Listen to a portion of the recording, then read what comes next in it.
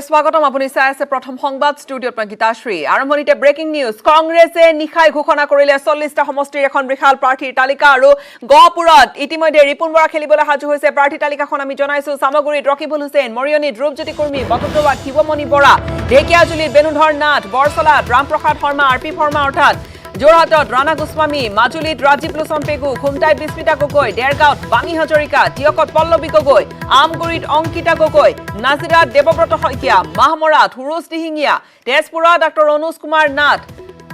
ৰঙাপৰাত অভিজিত হাজৰিকা বিশ্বনাথত অঞ্জন বৰা চতিয়াত প্ৰাণেশ্বৰ বসুমতাৰী ৰূপহীহাটত নুৰুল হুদা কলিয়াবৰত প্ৰশান্ত কুমাৰ শইকীয়া সৰুপথাৰত ৰজলীনা তিৰ্কী গোলাঘাটত বিতুপন শইকীয়া সোণাৰীত সুশীল কুমাৰ চুৰি হাওড়াত সুশান্ত বৰগোহাঁই শিৱসাগৰত শুভমিত্ৰ গগৈ বিহপুৰীয়াত ভূপেন কুমাৰ বৰা লখিমপুৰত ডক্টৰ জয়প্ৰকাশ দাস ধেমাজিত শৈলেন সোণোৱাল জোনাইত ডাক্তৰ হেমহৰি প্ৰসন্ন পেগু মৰাণত প্ৰাঞ্জল খাটুৱাৰ ডিব্ৰুগড়ত ৰাজকুমাৰ নীলান্ত নেওগ লাহোৱালত মনোজ ধানোৱাৰ দুলিয়াজানত ধ্ৰুৱ গগৈ টিংখঙত এটুৱা মুণ্ডা নাহৰকটীয়াত প্ৰণতি ফুকন চাবুৱাত অজয় ফুকন ডিগবৈত শিৱনাথ চেতিয়া মাৰ্ঘেৰিটাত মনোৰঞ্জন বৰগোহাঁই ডুমডুমাত দুৰ্গা ভূমিজ আৰু শদিয়াত লক্ষীণ চন্দ্ৰ চেতিয়া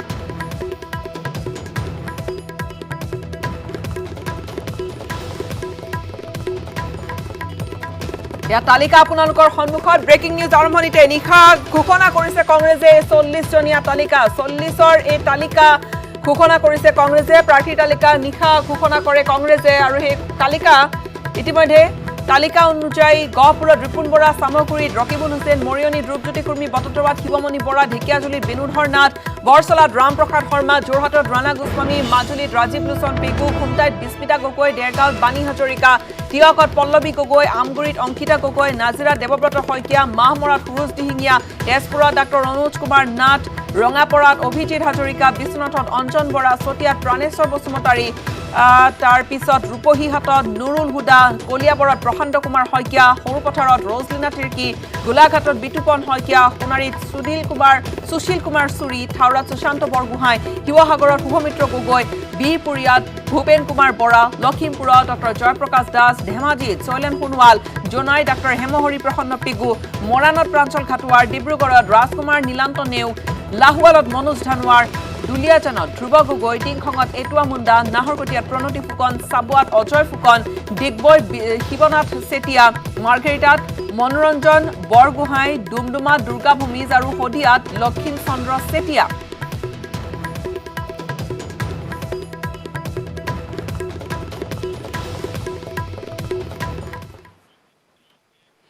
আৰু ইফালে নিশা হোটেল তাজৰ পৰা এক প্ৰকাৰ যেন পলায়ন কৰিবলগীয়া হ'ল ৰিপুন বৰা জিতেন্দ্ৰ সিঙে সমৰ্থকৰ ক্ষোভৰ বলি হোৱাৰ ভয়তে পিছ দুৱাৰেদি পলায়ন কৰিলে আৰু টিকটক লৈ হোটেল তাজত হৈছিল বৈঠক এখনৰ পিছত এখন বৈঠক চলি আছিল কংগ্ৰেছৰ তাৰ মাজতে তাজত যি শেষ বৈঠক অনুষ্ঠিত হ'ল ঘোষণা হ'ল তালিকা আৰু তাৰ পিছত পিছ দুৱাৰেদি এক প্ৰকাৰ যেন ওলাই যাবলৈ বাধ্য হ'ল দুয়োগৰাকী কংগ্ৰেছ নেতা টিকটক লৈ খেলিমেলি কৰাৰ গুৰুতৰ অভিযোগ উত্থাপন কৰিছে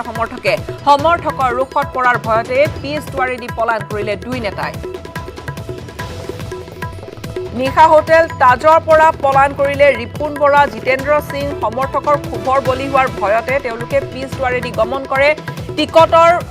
পৰা বঞ্চিত হোৱা সমৰ্থকে কিছু অভিযোগ উত্থাপন কৰিছিল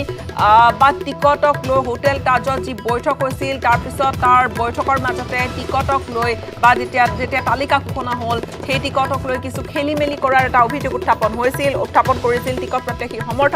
সমৰ্থকৰ ৰোষত পৰাৰ ভয়তে পিছ দুৱাৰেদি এক প্ৰকাৰ পলায়ন কৰিবলগীয়া হ'ল দুই নেতাই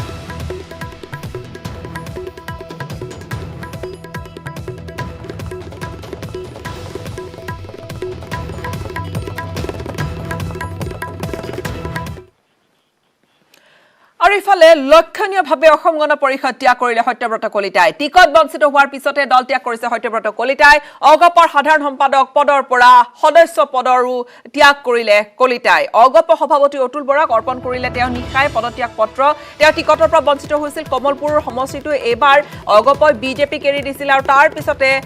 তেওঁৰ এই সিদ্ধান্ত কংগ্ৰেছৰে যোগাযোগ কৰিলে অগপৰ টিকট বঞ্চিত সত্যব্ৰত কলিতাই ইতিমধ্যে কংগ্ৰেছৰ সৈতে হোটেল তাজত কংগ্ৰেছৰ প্ৰতিনিধিৰ সৈতে বৈঠকতো বহিল প্ৰতিনিধিক সাক্ষাৎ কৰিলে সত্যব্ৰত কলিতাই কংগ্ৰেছ নেতৃত্বক সাক্ষাতৰ কথা ইতিমধ্যে স্বীকাৰো কৰিছে ৰিপুন বৰাই কংগ্ৰেছে টিকট দিলে কমলপুৰৰ পৰা প্ৰতিদ্বন্দ্বিতা কৰাৰ পূৰ্ণ সম্ভাৱনা আছে সত্যব্ৰত কলিতা আৰু ইফালে অসম গণ পৰিষদ প্ৰগতিশীলৰ সৈতেও আলোচনা অব্যাহত ৰাখিছে কংগ্ৰেছে এই সম্পৰ্কটো শেহতীয়া কিছু ডেভেলপমেণ্টছৰ খবৰ আমাৰ হাতলৈ আহি আছে কিন্তু সত্যব্ৰত কলিতাই তেওঁ বিচাৰিছে যে তেওঁ উল্লেখ কৰিছে যে সমষ্টিবাসীয়ে বিচাৰিছে তেওঁ থকাটো আৰু তেওঁৰ দখলত সমষ্টি থকাটো আৰু সেইবাবে তেওঁ এই সিদ্ধান্ত লৈছে অৰ্থাৎ তেওঁ নিৰ্বাচন খেলিবই কিন্তু ক'ৰ পৰা নিৰ্বাচন খেলিব তেওঁ নিৰ্দলীয় হিচাপে অৱতীৰ্ণ হ'ব নে কংগ্ৰেছত তেওঁ যোগদান কৰিব যিহেতু তেওঁ কংগ্ৰেছ হাইকমাণ্ডৰ সৈতেও যোগাযোগ ৰাখিছে ৰাজ্যিক হাইকমাণ্ডৰ সৈতে বা কংগ্ৰেছ ৰাজ্যিক শীৰ্ষ নেতৃত্বৰ সৈতে এপিচিচিৰ সভাপতিগৰাকীৰ সৈতে যোগাযোগত ৰাখিছে নিশা বৈঠকতো মিলিত হৈছে এতিয়া গোটেই বিষয়টো লক্ষণীয় হৈ পৰিছে আজি তেওঁ এটা সিদ্ধান্ত ঘোষণা কৰাৰ কথা তেওঁ ইতিমধ্যে সংবাদ মাধ্যমৰ আগত নিশা এই মন্তব্য কৰিছে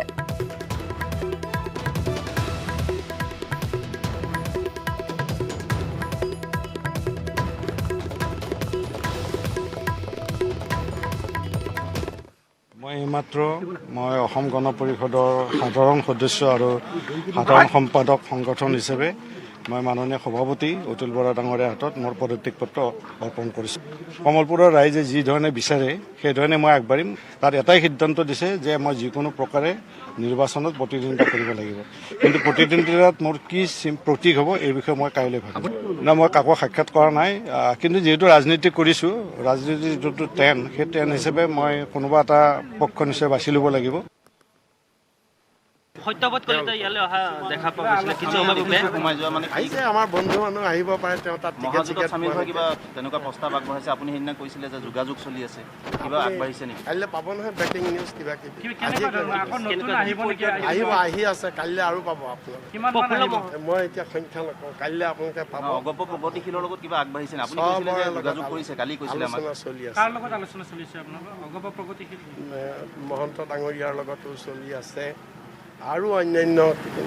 দলৰ লগতো চলি আছে বা সৰু সৰু আৰু কিছুমানটো দল আছে সেইবিলাকৰ লগতো চলি আছে এতিয়াতো এই মুহূৰ্তত যিকোনো কথা সম্ভৱ হ'ব পাৰে আপোনালোকে দেখিছে এইটো খুব ক্লাইমেক্সৰ টাইম এনি মুমেণ্ট যিকোনো কথা হৈ থাকে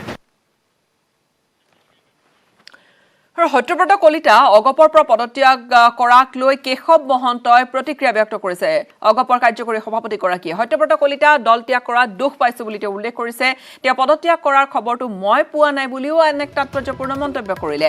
দল শক্তিশালী কৰিবলৈ কিছু এৰা ধৰা থাকিবই বুলিও লগতে আনেক মন্তব্য কৰিছে কেশৱ মহন্তই অগপই 20খন আসনত জয় হ'ব বুলি লগতে দাবী কৰিছে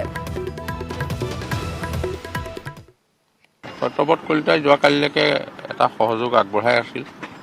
আজি যদি তেনে সিদ্ধান্ত লৈছে সেইটো আমাৰ কাৰণে চাওক নিৰ্বাচনৰ সময়ত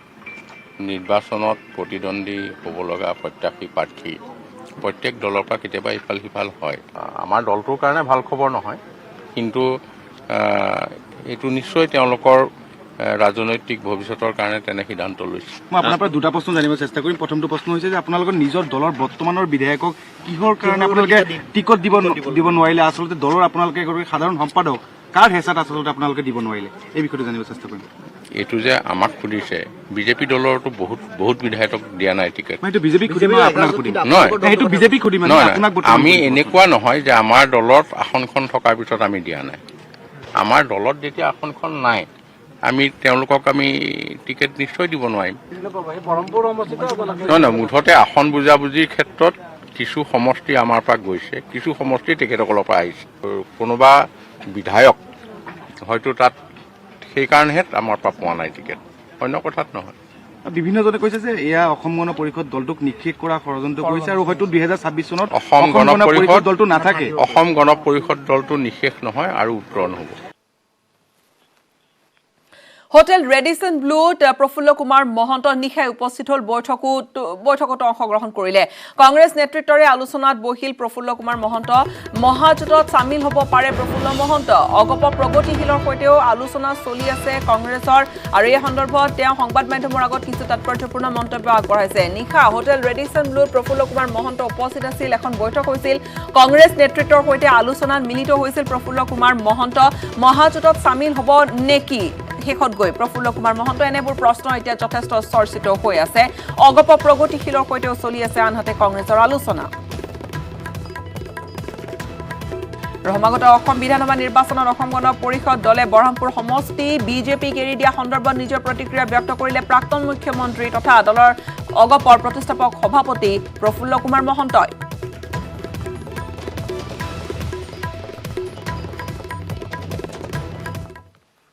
তেওঁলোকে পাৰ্টি ঘোষণা কৰাৰ বিষয়টো মই নাজানো আৰু জানিলে নিশ্চয় মই ৰিয়েকশ্যন দিম বৰহামপুৰবাসী ৰাইজৰ লগত ঘনিষ্ঠ সম্পৰ্ক আছে আৰু মই ভাবোঁ যে তেখেতসকলে নিশ্চয় আলোচনা কৰিব বিষয়টো মিত্ৰজোঁটৰ লগত কথা বতৰা চলিব পাৰে কা বিৰোধিতা কৰাৰ বাবে আপোনাৰ প্ৰতি এনেধৰণৰ তেওঁলোকে ব্যৱস্থা লৈছে নেকি ল'ব পাৰে তেওঁলোকে আৰু আজি প্ৰকাশিত হ'ব অগপৰ প্ৰথমখন প্ৰাৰ্থী তালিকা নিশা অতুল বৰাৰ বাসগৃহত দলীয় বৈঠক হৈছিল বহু সময় ধৰি চলিছিল দলীয় বৈঠক আৰু নিশাৰ ভিতৰতে ইতিমধ্যে চূড়ান্ত কৰা হৈছে প্ৰাৰ্থী তালিকা বৈঠকত উপস্থিত আছিল ৰেণুপমা ৰাজখোৱা বীৰেন্দ্ৰ প্ৰসাদ বৈশ্য উপস্থিত আছিল বৈঠকত উপস্থিত আছিল সত্যব্ৰত কলিতা বৃন্দাবন গোস্বামী উপস্থিত আছিল এইখন বৈঠকত আজি প্ৰকাশ পাব অগপৰ প্ৰথম প্ৰাৰ্থী তালিকা নিশা অতুল বৰাৰ বাসগৃহত দলীয় বৈঠকত বহিছিল সকলো নেতৃত্ব নিশাৰ ভিতৰতে চূড়ান্ত হৈছে ইতিমধ্যে বুলি জানিব পৰা গৈছে যে তেওঁলোকে প্ৰাৰ্থীৰ তালিকাখন সাজু কৰি তুলিছে কিন্তু প্ৰাৰ্থী কোন কোন হ'ব এতিয়ালৈকে ঘোষণা কৰা হোৱা নাই আজি কিছু সময় পিছতে ঘোষণা কৰাৰ পূৰ্ণ সম্ভাৱনা আছে বৈঠকত উপস্থিত ৰেণুপমা ৰাজখোৱা বীৰেন্দ্ৰ প্ৰসাদ বৈশ্যৰ লগতে আন বহুকেইগৰাকী নেতা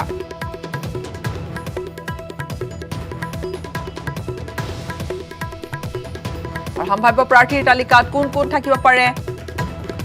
কাৰ কাৰ নাম থাকিব পাৰে এই সন্দৰ্ভত যথেষ্ট চৰ্চা অব্যাহত আছে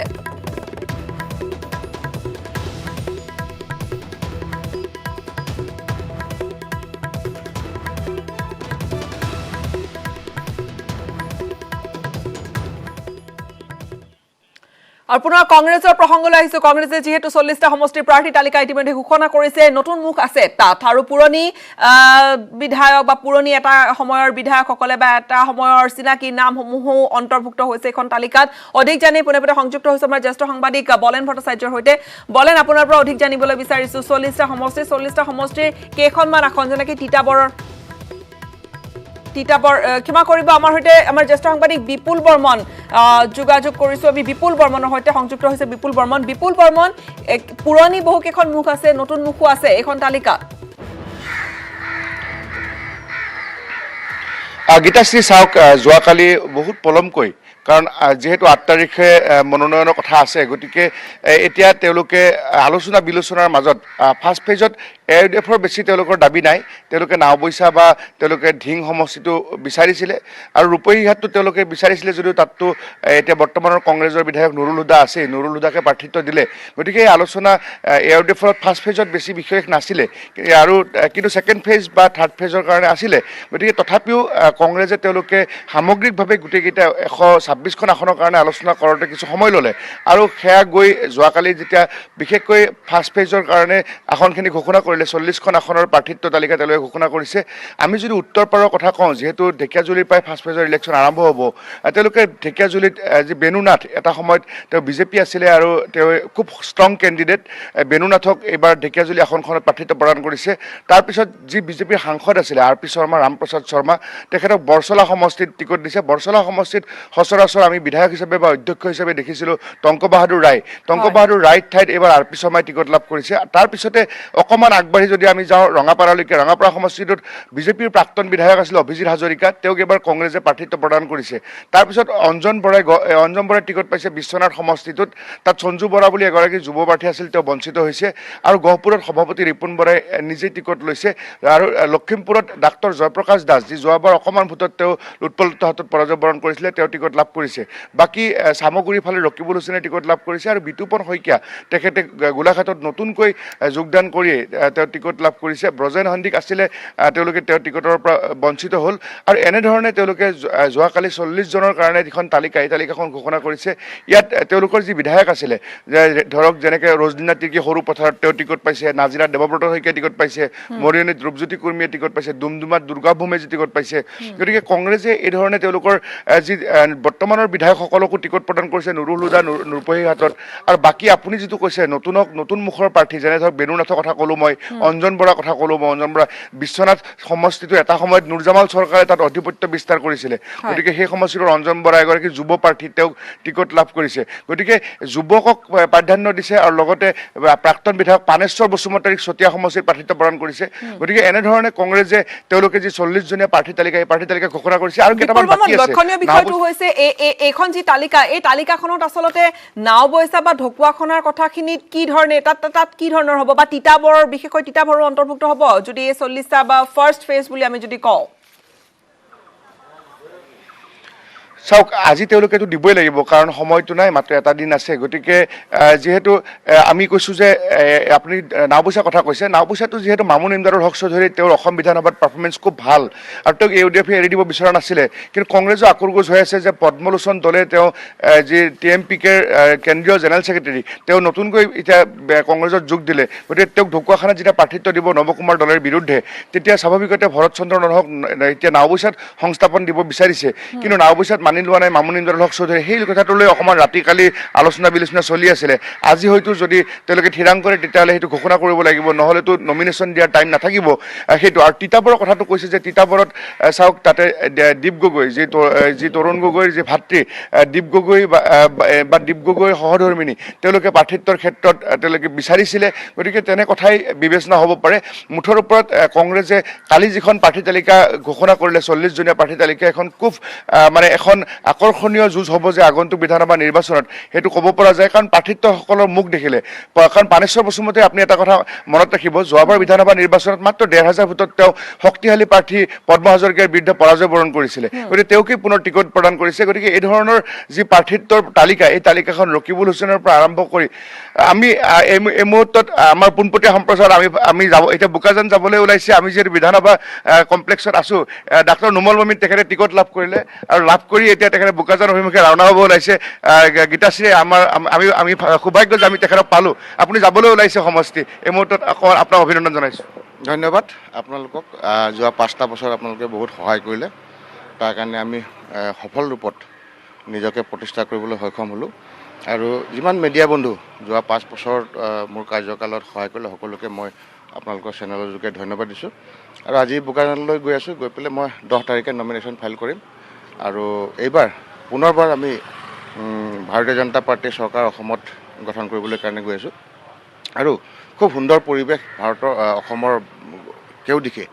গতিকে এইবাৰ নিশ্চয়কৈ আমাৰ চৰকাৰ জয়ী হ'ব। আপোনাৰ প্ৰধান ইছ্যু কি হ'ব? বোকাজান সমষ্টিৰ কথাটোৱে মই সুধিছোঁ। যোৱাবাৰো মই এটাই ইছ্যু লৈ পেলাই গৈছিলোঁ, ডেভেলপমেণ্ট, উন্নয়নৰ বাহিৰে বেলেগ মই কংগ্ৰেছে কি কৰিছিলে কি নাই সেইবিলাকত ক্ৰিটিচাইজ কৰিব নাযাওঁ, কাৰণ সেইখন ৰাইজে চবেই দেখিছে। ৰাইজে দেখা বস্তুখিনিক মই আৰু কৈ থাকি লাভ নাই, কাৰণ সেইটো কাৰণেই ৰাইজে ভোট দি আমাক জয়যুক্ত কৰিছিলে। আজি উন্নয়নৰ বন্যা বোৱাবলৈ আমি সক্ষম হৈছোঁ বোকাজান সমষ্টিত। আগন্তুক দিনতো আমাৰ এটাই ইছ্যু যে ডেভেলপমেণ্ট, কাৰণ ডেভেলপমেণ্টটো দুখীয়াতকৈ দুখীয়া ৰাইজক ওচৰত লৈ যোৱাটোৱে আমাৰ উদ্দেশ্য আৰু লক্ষ্য। আপোনাক পুনৰবাৰ অভিনন্দন জনাইছোঁ। ধন্যবাদ। পোনপটীয়া সম্প্ৰচাৰত গীতাশ্ৰী আমি পালোঁ যে বোকাজান সমষ্টিৰ বৰ্তমানৰ বিধায়ক, তেখেতে পুনৰবাৰ টিকট লাভ কৰিছে। আৰু পাহাৰৰ প্ৰসংগটো আপুনি মই আগতে আলোচনা কৰিছিলোঁ যে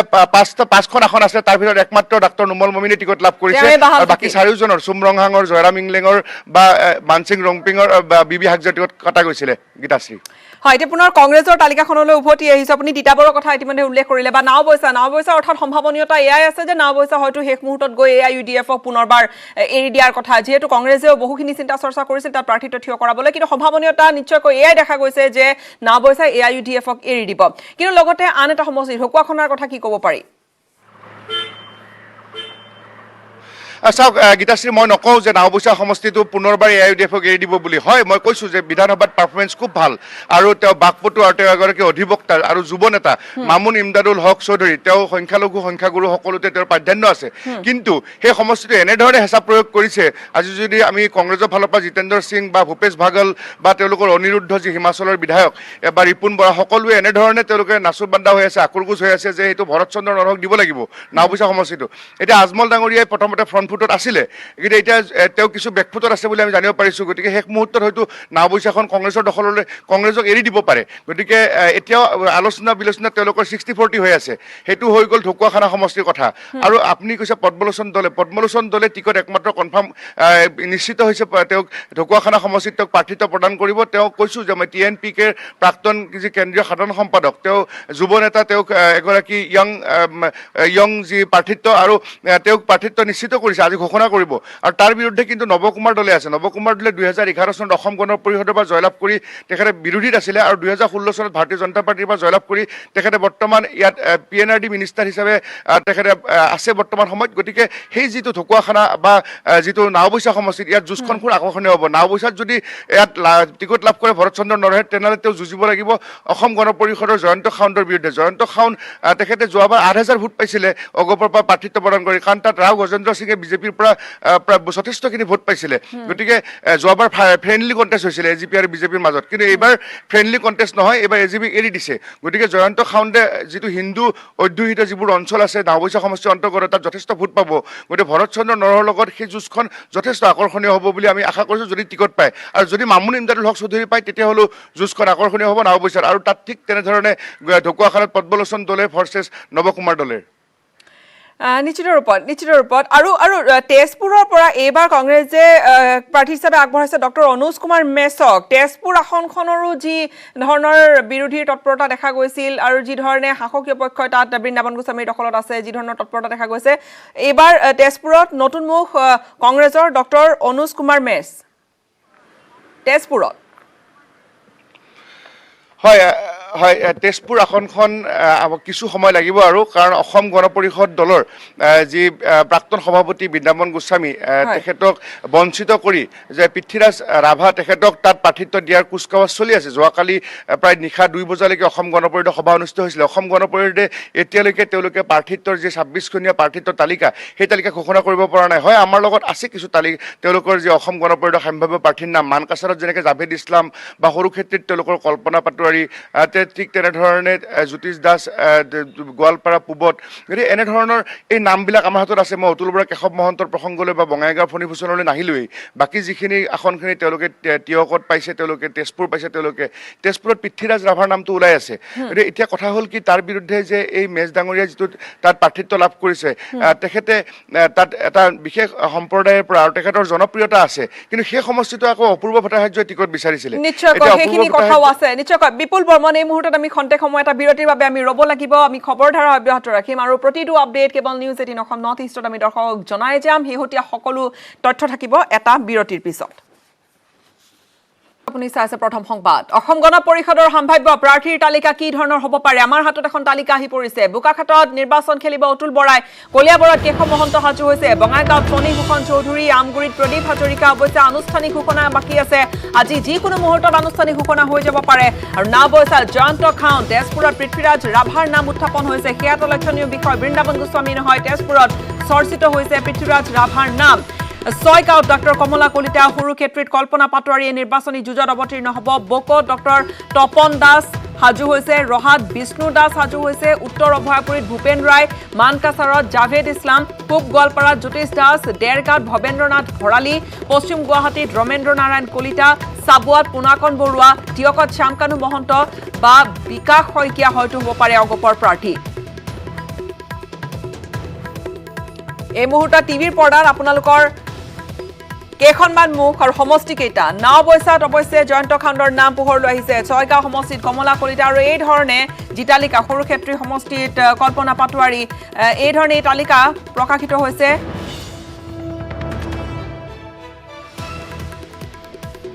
অসম গণ পৰিষদৰ সম্ভাৱ্য প্ৰাৰ্থীৰ তালিকা: বোকাখাটত অতুল বৰা, কলিয়াবৰত কেশৱ মহন্ত, বঙাইগাঁৱত ফণীভূষণ চৌধুৰী, আমগুৰিত প্ৰদীপ হাজৰিকা, নাওবৈচাত জয়ন্ত খাউণ্ড, তেজপুৰত পৃথ্বীৰাজ ৰাভা। অৱশ্যে আনুষ্ঠানিক ঘোষণা এতিয়াও বাকী আছে, পুনৰবাৰ কৈছোঁ। ছয়গাঁৱত ডক্টৰ কমলা কলিতা, সৰুক্ষেত্ৰীত কল্পনা পাটোৱাৰী, বক ডক্টৰ তপন দাস, ৰহাত বিষ্ণু দাস,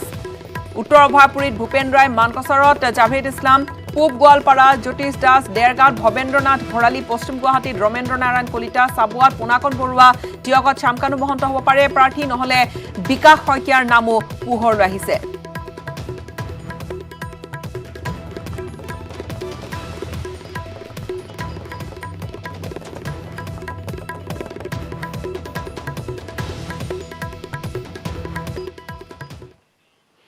দলে সমাধান কৰিব লাগিব দলীয় অসন্তুষ্টি আমাৰ দলে কৰিলো বহুখিনি সমাধান দলীয় অসন্তুষ্টিক লৈ মন্তব্য কৰিছে এই ধৰণে বা প্ৰতিক্ৰিয়া ব্যক্ত কৰিছে হিমন্ত বিশ্ব শৰ্মাই দেওবাৰে ঘোষণা হ'ব পশ্চিম হোজাই হাইলাকান্দি সমষ্টিৰ প্ৰাৰ্থীৰ নাম দেওবাৰৰ পৰা আৰম্ভ হ'ব বিজেপিৰ নিৰ্বাচনী প্ৰচাৰ অভিযান জোনাইৰ পৰা চিলাপথাৰত বিজেপিয়ে চলাব নিৰ্বাচনী প্ৰচাৰ অজন্তা নেওগ বিপুল ভোটত জয় হোৱাৰো দাবী কৰিছে মন্ত্ৰী ডক্টৰ হিমন্ত বিশ্ব শৰ্মাই এটা কথা স্পষ্ট কৰিছে যে দলেই সমাধান কৰিব লাগিব দলীয় অসন্তুষ্টি যেহেতু টিকট বঞ্চিত বহুতেই অসন্তুষ্টি মুকলিকৈ তেওঁলোকৰ জীৱনৰ কথা আশা ব্যক্ত কৰিছে প্ৰতিবাদো হৈছে আমাৰ দলে কৰিলো বহুখিনি সমাধান বুলি তাৎপৰ্যপূৰ্ণ মন্তব্য হিমন্ত বিশ্ব শৰ্মাৰ আমাৰ দলৰ ভিতৰতো বহুত সদস্যই বা কাৰ্যকৰ্তাই মনোনয়ন নোপোৱাৰ কাৰণে আমাৰ ভিতৰতো অসন্তুষ্ট আছে আমি চেষ্টা কৰিছোঁ আলাপ আলোচনা কৰিছোঁ যাতে অসন্তুষ্টি দূৰ কৰিব পাৰি মোৰ বিশ্বাস যে UPPL আৰু AGP দলেও নিশ্চয় তেওঁলোকৰ দলৰ ভিতৰত যদি কিবা অসন্তুষ্টি আছে দূৰ কৰিবৰ কাৰণে দলৰ মজিয়াৰ পৰা তেওঁলোকে নিশ্চয় চেষ্টা কৰিব কোনোবাই যদি কংগ্ৰেছৰ পৰা মনোনয়ন পায় মনোনয়ন দিয়ে তেওঁৰ লগত নিশ্চয় আমি ৰাজনৈতিক মঞ্চত তেওঁৰ লগত আমি ৰাজনৈতিকভাৱে আমি তেওঁলোকৰ লগত যুঁজিব লাগিব টিকেট নোপোৱাৰ পিছত স্বাভাৱিকভাৱে লোকৰ অসন্তুষ্টি থাকে আমাৰ জ্যেষ্ঠ নেতাসকলে ইতিমধ্যে সকলোৰে লগত কথা পতা আৰম্ভ কৰিছে আজি সেই বিষয়ে আমাৰ বৈঠক এখনো হৈ গৈছে মই ভাবোঁ যে ভাৰতীয় জনতা পাৰ্টিৰ ভিতৰত বহুত বেছি অসন্তুষ্টি নাথাকিব বিজেপিয়ে সদায় নমিনেশ্যন প্ৰথম দিনাই দি দিয়ে যিহেতু আমাৰ বেলেগৰ পৰা মানুহ তেনেকৈ আনিবলগীয়া নাথাকে হোজাই আৰু হাইলাকান্দি মধ্য হাইলাকান্দি বুলি এই দুইটা চিটত এতিয়ালৈকে আমাৰ এনাউন্সমেণ্ট হোৱা নাই মই ভাবোঁ যে অহাকালি এনাউন্সমেণ্ট হৈ যাব গৌৰৱ গগৈয়ে কৈছে যে বিজেপিয়ে প্ৰাৰ্থী তালিকা প্ৰস্তুত কৰাটো 2 মিনিটত নুডলছ বনোৱাৰ দৰে সেইটোৱেতো আমাৰ মাজত ইমান সম্পৰ্ক আছে ভাল গতিকে 2 মিনিট একচুৱেলি বেছিয়ে লাগে বিজেপিকতো নিয়মতে 1 মিনিটতে হৈ যায় কাৰণ আমাৰ গোটেইবোৰ ককাই ভাই বা আমি কাম আগৰ পৰা কৰোঁ গতিকে এইটো নুডলৰ দৰে মেগী টাইপ টাফত হৈ যায় ইমান সময় নালাগে এইটো তেওঁ ঠিকে কৈছে আৰু মই তেওঁক ধন্যবাদ জনাইছোঁ যে বিজেপিৰ ওপৰত তেওঁ প্ৰথমবাৰৰ বাবে এটা ভাল আকলন কৰিছে মই ব্যক্তিৰ আলোচনা কৰিব খোজা নাই কিন্তু অজন্তা নেওগ বিপুল ভোটত জয়ী হ'ব সেইটো মই জানো কিন্তু বাকী আৰু আন ব্যক্তিৰ কথা মই আলোচনা কৰিব খোজা নাই মাহেকীয়া লজ্জা নহয় মাহেকীয়া আমাৰ গৰ্ব এইটো এটা অতি গুৰুত্বপূৰ্ণ ৰাষ্ট্ৰীয় বিষয় সজাগতাৰ অভাৱৰ বলি হৈছে লক্ষ লক্ষ কন্যা সন্তান মাহেকীয়াৰ বিষয়টো পাঠ্যক্ৰমভুক্ত হোৱাটো উচিত আহ্বান জনাইছে গেষ্ট্ৰ'এন্ট্ৰলজিষ্ট ডাক্তৰ মুকেশ আগৰৱালাই আহক আমি সকলোৱে অংশ লওঁ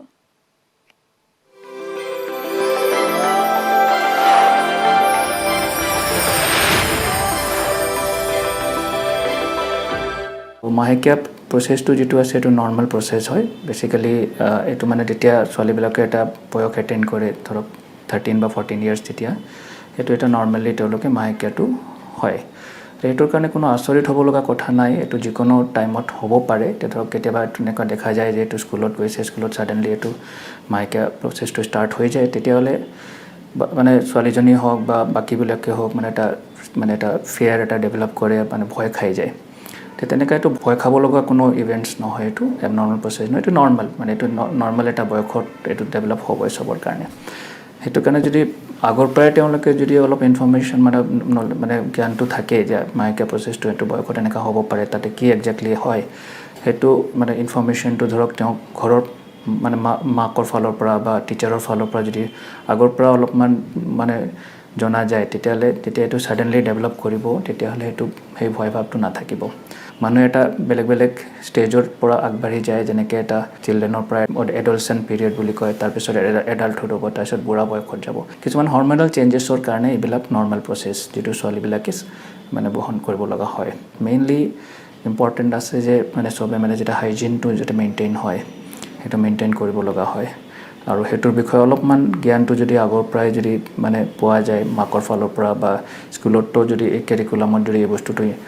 ইনক্লুড কৰা যায় তেতিয়াহ'লে সেই মানে যিটো এটা মানে ফেয়াৰ এটা ডেভেলপ হয় সেইটোৰ পৰা আমি প্ৰিভেণ্ট কৰিব পৰা যায় চ' মই ভাবোঁ যে এইটো এটা গুড ইনিচিয়েটিভ যিটো নেটৱৰ্ক 18 লৈছে এই পিৰিয়ড অফ প্ৰাইড এক স্বচ্ছ সোচ